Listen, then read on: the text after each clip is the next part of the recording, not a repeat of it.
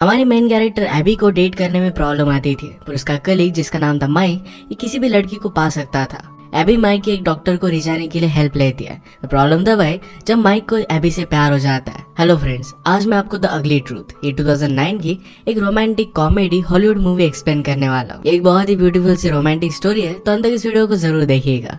बिना किसी देरी के एक्सप्लेनेशन स्टार्ट करते हैं। मूवी स्टार्ट होती है और हम हमारी मेन कैरेक्टर एबी को देखते हैं, जो एक टीवी शो की प्रोड्यूसर थी। उनके शो में न्यूज चलते थे और अलग अलग सेगमेंट्स को कवर करते थे। हमेशा वहाँ पर हर कोई बहुत ही ज्यादा टेंस रहता था। उनके शो के होस्ट लैरी और जॉर्जिया है। ये दोनों हस्बैंड वाइफ भी है और इस वजह से लैरी को प्रॉब्लम हो रही थी। वो बहुत सारे सालों में स्लोली अपनी वाइफ को हेट करने लग गया था। एबी उसे कहती है कि तुम्हें ये चीज प्रोफेशनल लोगों की तरह हैंडल करनी चाहिए। तुम थोड़े टाइम के लिए अपनी वाइफ को तो हैंडल कर ही सकते हो। ये एक ऐसा न्यूज चैनल था जहाँ पर टीआरपी नंबर्स ये बहुत ही इंपॉर्टेंट थे।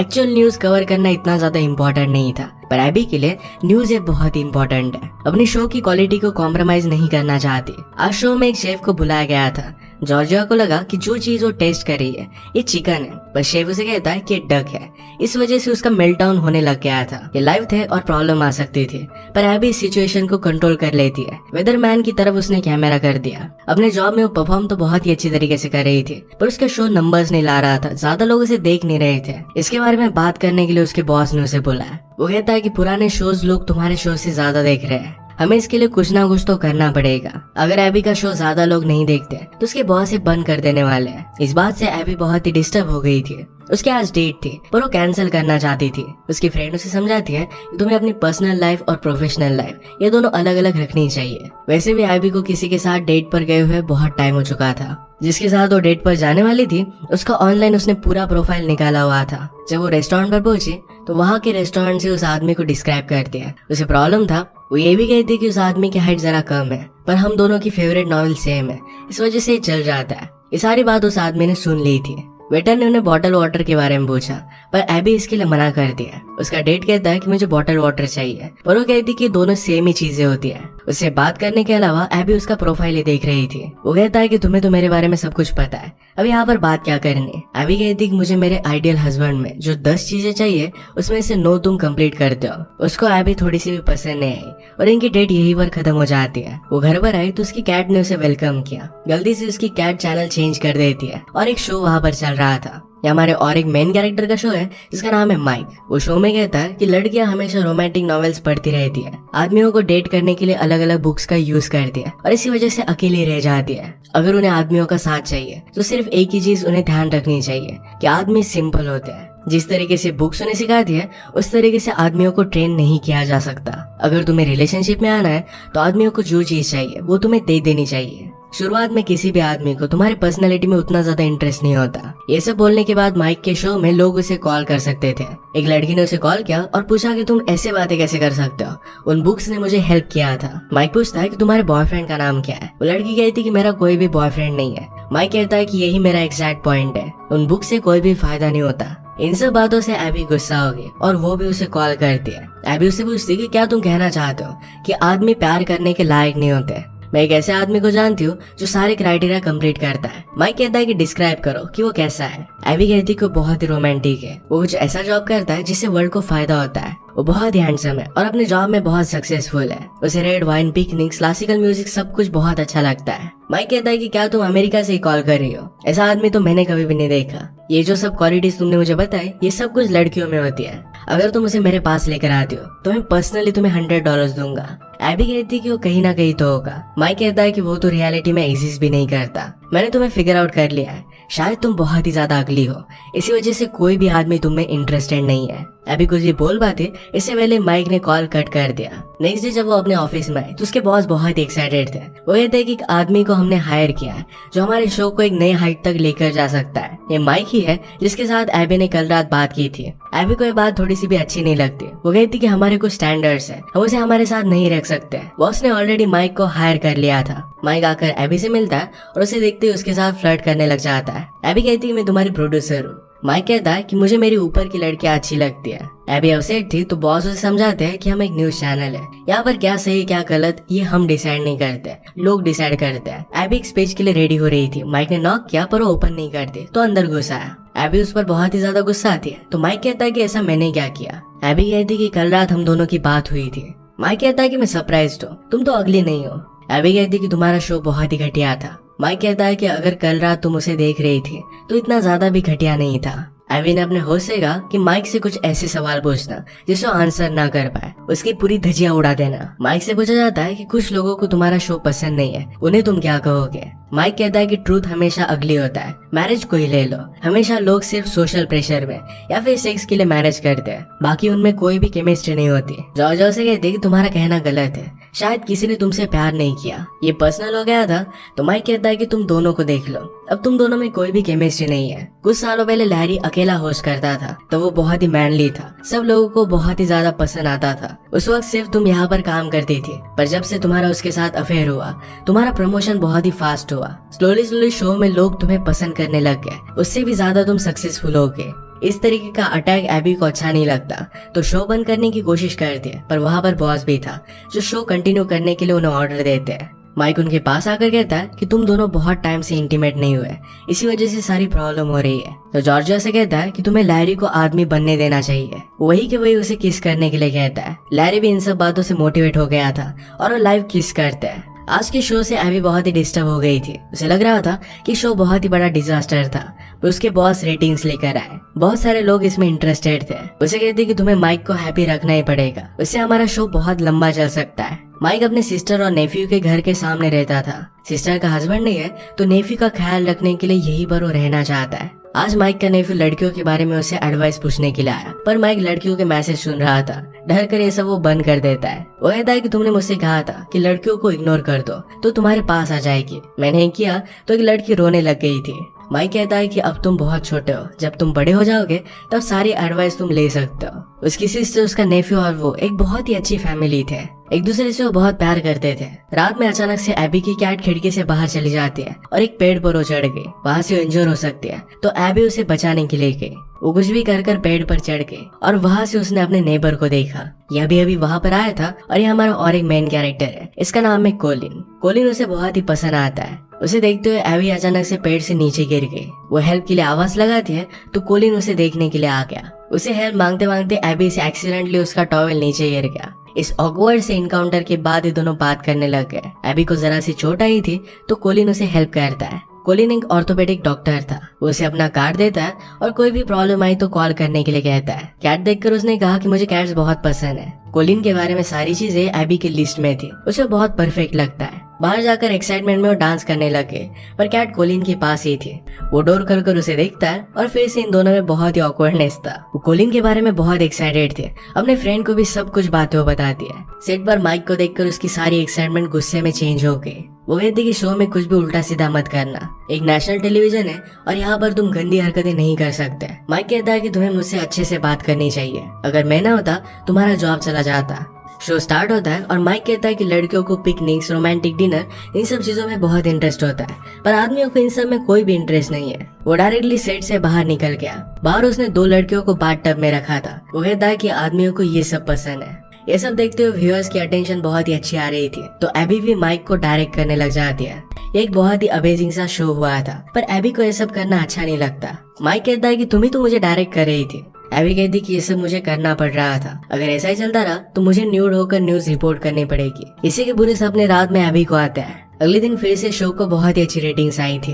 एबी उससे कहते कि तुम्हारी थेरीज बहुत ही घटिया है, मैं एक्चुअल में एक ऐसे आदमी से मिली जो परफेक्ट है। माइक कहता है कि तो फिर डेट पर कब जा रहे हो। एबी कहती कि अब तक हमारे बीच में कुछ भी हुआ नहीं है। माइक कहता है कि इसका रीजन सिर्फ एक है कि वो तुम में इंटरेस्टेड नहीं है। इस बात से एबी गुस्सा होगी और वो डायरेक्टली कोलिन को कॉल करती है। उसे स्ट्रेट फॉरवर्ड होकर डेट के लिए पूछ रही थी, पर कोलिन उसे मना कर देता है। ये सब बातें माइक फोन पर सुन रहा था और वो कॉल कट कर देता है। माइक उसे कहता है कि अगर तुम चाहती हो कि वो तुम में इंटरेस्टेड हो तो इस तरीके से डेस्परेट अटेम्प्ट तुम नहीं कर सकती। अब वो तुम्हें फिर से कॉल करेगा तो किसी और आदमी का नाम लेना। जिस तरीके से माइक कह रहा था यही सब एबी करती है। माइक फिर उसे होल्ड पर रखने के लिए कहता है। एबी को ये सब बातें अच्छी नहीं लगती, पर माइक कहता है कि 100% वर्क करेगी, तुम मेरा सुनोगी तो सब कुछ एकदम ठीक हो जाएगा। एबी कहती कि अगर नहीं हुआ तो फिर क्या करोगे। माइक कहता है कि इस जॉब से मैं क्विट कर दूंगा। इसके बाद एबी ने एक्सेप्ट कर लिया। बहुत टाइम गुजर जाने के बाद भी कोलिन फोन पर था, तो माइक उसका फोन कट कर देता है। वो कहता है कि बाद में वो तुम्हें अप्रोच करेगा ही, अब वो तुम्हारे पूरे कंट्रोल में आ गया है, अब वो फिर से तुम्हें कॉल करेगा। और वही हुआ।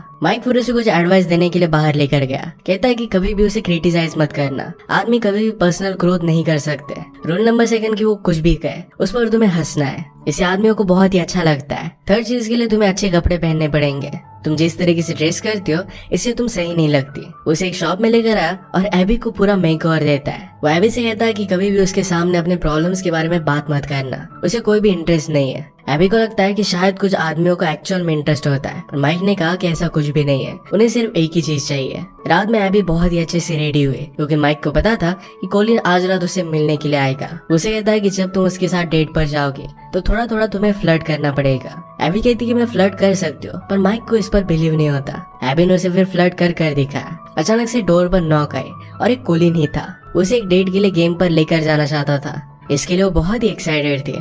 उनकी डेट पर माइक उन्हें दूर से ऑब्जर्व कर रहा था। माइक और एबी डायरेक्टली एक दूसरे से बात कर सकते हैं। माइक कुछ उल्टा सीधा बोल देता है और यही चीज एबी ने बोल दी। कोलिन को ये सब बातें बहुत ही वियर्ड लगती है। माइक कहता है कि अब तुम्हें रिकवर करना पड़ेगा, तुम्हें कुछ सेक्सी करना पड़ेगा। एबी की इस कोशिश में कोलिन का ड्रिंक उससे गिर गया, इसे वो साफ करने लग जाती है। सारे स्टेडियम के कैमरेज उस पर थे और लोगों को कुछ अलग ही लगता है। आज की सारी एम्बैरेसमेंट के लिए एबी कोलिन को सॉरी कहती है। कोलिन ने कहा कि मैंने जिन भी लड़कियों को डेट किया है उनसे तुम बहुत अलग हो। तो उसके पास आ गया और उसे किस कर लेता है। इन सब बातों की वजह से एबी बहुत खुश थे। हम माइक की एक्सप्रेशन से देख सकते हैं कि वो थोड़ा सा अफेक्टेड है। अपने शो में माइक फिर से उल्टी सीधे एडवाइसेस दे रहा था तो उसका नेफ्यू वहाँ पर आ जाता है। उसने कहा कि तुम यहाँ पर नहीं आ सकते, यहाँ पर हम कुछ भी बातें करते हैं। नेफ्यू को एक एडवाइस की जरूरत थी।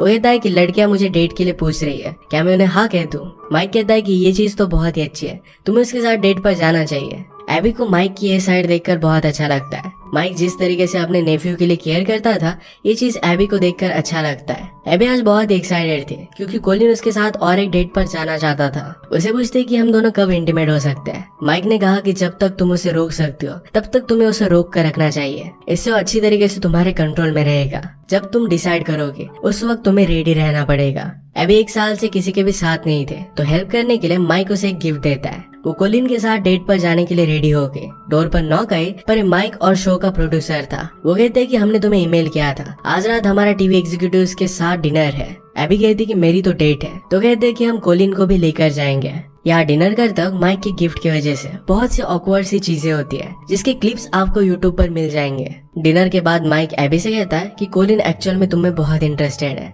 इसके बाद कोलिन और एबी ये दोनों एक दूसरे को अच्छी तरीके से डेट करने लग गए थे। ये अलग अलग जगह पर जाते हैं, पिकनिक पर जाते हैं। एबी को हमेशा उसके सामने एक परफेक्ट लड़की होने का प्रिटेंड करना पड़ता था, पर फिर भी वो कोलिन को बहुत ही लाइक करती थी, तो ये सब फाइन था। एक रात ड्रिंक्स के लिए बाहर आए थे।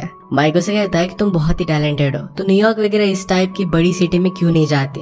एबी को ये सिटी बहुत पसंद थी और यहीं पर वो फैमिली स्टार्ट करना चाहती थी। ये जब वो बता रही थी तो माइक किसी और ही लड़की को देख रहा था। एबी कहती कि कोलिन कभी भी ऐसी लड़की को देखेगा नहीं। माइक कहता है कि ऑफ कोर्स देखेगा, वो भी एक आदमी ही है। वो उनके रिलेशनशिप के बारे में पूछता है तो एबी कहती कि शायद इस वीकेंड में वो दोनों इंटीमेट हो जाएंगे।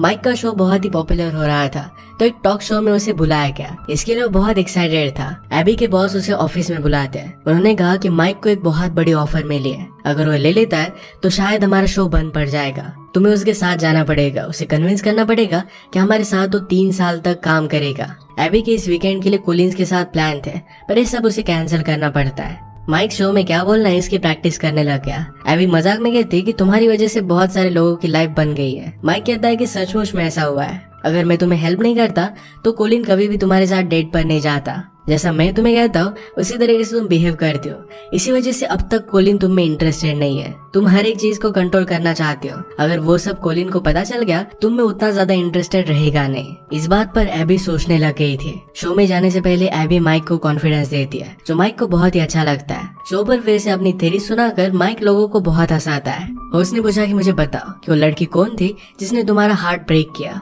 इस वजह से तुम ऐसे बन गए। इस बात को माइक टाल देता है। ये सक्सेसफुल हुआ और माइक और एबी दोनों सेलिब्रेट करते हैं। एबी ने कहा कि ऐसी कौन लड़की थी जिस वजह से तुम इतने ज्यादा हर्ट हो। माइक तो पहले इस पर बात नहीं करना चाहता था पर वो कहता है सिर्फ एक लड़की नहीं थी, बहुत सारी लड़कियों ने उसका दिल तोड़ा था। हर बार एक परफेक्ट रिलेशनशिप के लिए वो ट्राई करता था पर उसने रियलाइज किया कि ऐसी कोई भी चीज नहीं होती। वहाँ पर डांस चलने लग गया तो माइक एबी को लेकर जाता है। एक बहुत ही अमेजिंग सा डांस करते हैं और इसमें एक दूसरे के करीब आ गए थे। ये ऑकवर्ड हो जाता तो वहीं पर वो डांस खत्म कर देते हैं। वो दोनों लिफ्ट में आए, इधर उधर की बात करने लग गए। जाते वक्त एक दूसरे को हक कर कर गाल पर किस करते हैं, पर बाद में उन्होंने किस कर लिया। ये किस दोनों के लिए बहुत अमेजिंग था। एबी फिर से उसके पास जाना चाहती थी। डोर पर नॉक आए, पर यहाँ पर कोलिन था। उसे देखकर वो बहुत ही सरप्राइज थे। कोलिन कहता है कि तुम्हें टाइम नहीं था तो मैं आ गया। ऑपोजिट तरफ माइक की भी सेम हालत थी। वो भी एबी के पास फिर से वापस आना चाहता था। उसके लिए बहुत सीरियस है। वो डोर पर नॉक करता है, पर कोलिन नहीं खोला। कोलिन से ड्रिंक नीचे गिर गई थी और इसी वजह से वो शर्टलेस था। माइक कहता है कि मैं सिर्फ फ्लाइट के बारे में बताना चाहता था और वहाँ से जाने लग गया।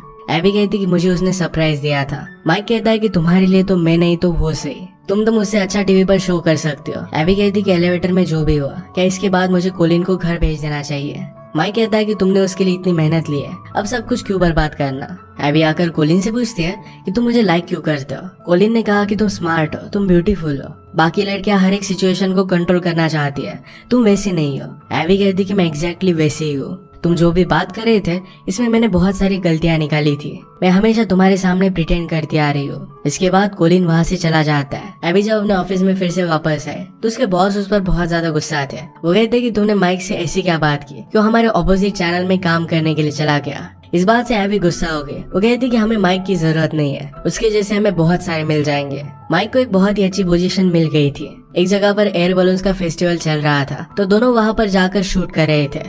माइक की जगह पर जिस आदमी को लाया गया था वो बहुत ही अजीब था। क्या बोलना है, क्या सही क्या गलत, ये सब बातें उसे समझती नहीं थी।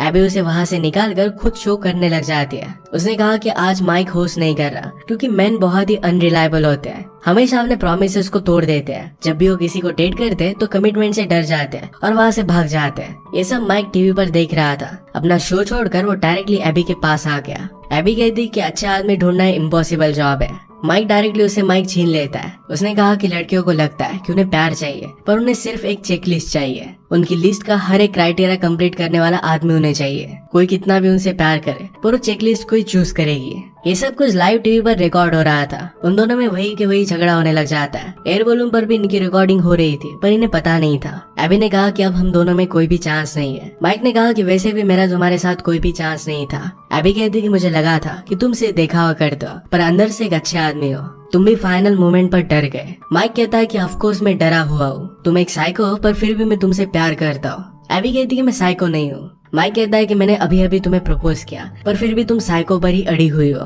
एबी पूछती कि तुम मुझसे प्यार क्यों करते हो। माइक ने कहा कि इसका आंसर मुझे पता नहीं है, पर हमेशा मैं तुम्हारे बारे में सोचता रहता हूँ। मैं जब तुम्हारे साथ नहीं होता तो मुझे बहुत बुरा लगता है, ये बहुत ही डिस्टर्बिंग होता है, पर मैं तुमसे बहुत प्यार करता हूँ। ये सुनने के बाद एबी उसे किस कर लेती है और ये दोनों एक साथ थे। इस सब के बाद भी इन दोनों की रिलेशनशिप एक दूसरे को चैलेंज करते हुए आगे बढ़ती है। इन दोनों में कितने भी झगड़े हो पर एक दूसरे से बहुत प्यार करते थे। इसी के साथ ये मूवी एंड हो जाती है। अगर आपको एक्सप्लेनेशन अच्छा लगा तो प्लीज इसे लाइक और कमेंट जरूर कर दीजिएगा। मैं बहुत सारी मूवीज लेकर आता रहता हूँ, तो प्लीज चैनल को सब्सक्राइब कर दीजिए और बेल नोटिफिकेशन आइकन दबाना मत भूलिएगा। हम फिर से मिलेंगे और एक नई मूवी के साथ। तब तक के लिए थैंक यू और आप अपने आपका ख्याल रखिए।